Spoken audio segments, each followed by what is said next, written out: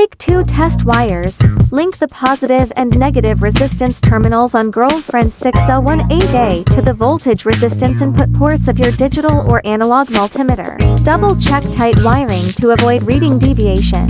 After wiring, set target resistance on GF6018A. The multimeter displays consistent measured data, ideal for calibrating the resistance measurement channel of all multimeters. The unit supplies a complete wide-range resistance reference signal. You can freely switch various resistance values via the rotary encoder, with ultra-stable output and tiny error for accurate meter verification.